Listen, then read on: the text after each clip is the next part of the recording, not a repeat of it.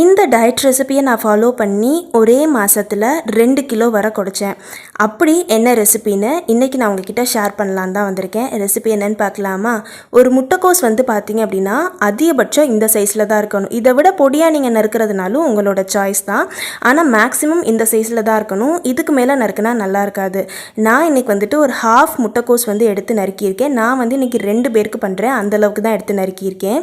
Carrot பார்த்தீங்க அப்படின்னா அதிகபட்சம் இந்த சைஸில் தான் இருக்கணும். இதை விட பெருசாக இருந்தால் நல்லா இருக்காது. நீங்கள் நல்லா துருவுனீங்கனாலும் இன்னொன்றுமே ரொம்ப நல்லாயிருக்கும்.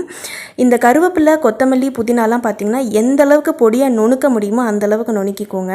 அப்போ தான் அதோட டேஸ்ட் நல்லா பிளெண்ட் ஆகி நல்லா ஒரு மாதிரி அரோமேட்டிக்காகவும் டேஸ்ட் இன்னும் ஒரு மாதிரி தூக்கி கொடுக்குற மாதிரி இருக்கும்.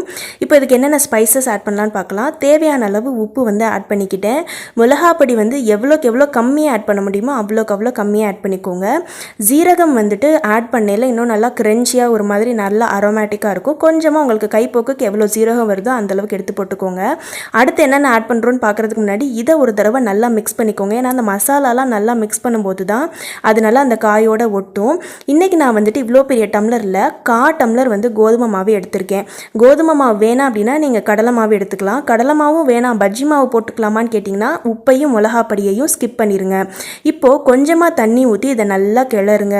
பதம் நல்லா அந்த கொலகொலப்போடு இருக்கணும். நிறைய தண்ணி ஊற்றிடக்கூடாது. கருஞ்சீரகம் நான் ஆட் பண்ணியிருக்கேன். கருஞ்சீரகம் செம்மையாக வெயிட் லாஸ்க்கு ஹெல்ப் பண்ணும். நல்லா இந்த கன்சிஸ்டன்சியில் இருக்கணும். இப்போ நல்லா வட்டமான ஒரு கரண்டியும் ஒரு ஸ்பூனும் எடுத்து வச்சுக்கிட்டிங்க அப்படின்னா நம்மளோட டயட் பேட்டிஸை ரெடி பண்ணிடலாம்.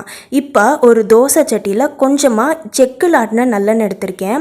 அந்த கரண்டியை அப்படியே ஃப்ளிப் பண்ணிங்கன்னா நல்லா ரவுண்டாக விழுகும். இப்போ ஸ்பூன் எடுத்து நீங்கள் அமுக்கலாம் வேணாம், லைட்டாக டச் பண்ணிங்கனாலே அதுவே அழகாக ஸ்ப்ரெட் ஆகும். ஆனால் இர்ரெகுலர் ஷேப்பாக இருக்கு, எனக்கு ரெகுலராக ஷேப் வேணும் அப்படின்னா இந்த ஓரங்களை இப்படி லைட்டாக பேட் பண்ணிங்கனாலே அழகாக அது ரவுண்ட் ஷேப்புக்கு வந்துடும். பார்த்தாலே உங்களுக்கு தெரியும் எந்த அளவுக்கு அது அழகான ரவுண்ட் ஷேப்பில் வருதுன்னு. இந்த ஸ்டேஜில் ஸ்டவ்வை சிம்மில் வச்சுட்டு நல்லா ஒரு லிட் போட்டு க்ளோஸ் பண்ணி ஒரு 2 to 3 minutes வச்சிங்க அப்படின்னா கீழே நல்லா கிறிஸ்பியான ஒரு லேயர் ஃபார்ம் ஆக ஆரம்பிக்கும். இந்த ஸ்டேஜில் அவனை அப்படியே அழகாக திருப்பி போட்டு கொஞ்சமாக திரும்பவும் ஒரு சொட்டு எண்ணெய், ரொம்பலாம் ஆட் பண்ணாதீங்க, ஒரு சொட்டு ஆயில் ஆட் பண்ணி நல்லா க்ளோஸ் பண்ணி வச்சிட்டிங்க அப்படின்னா 2 to 3 minutesல கம்ப்ளீட்டாக ரெடி ஆயிடுவான். அவ்வளோதான். இவனை அழகாக எடுத்து வச்சு சர்வ் பண்ணிடலாம்.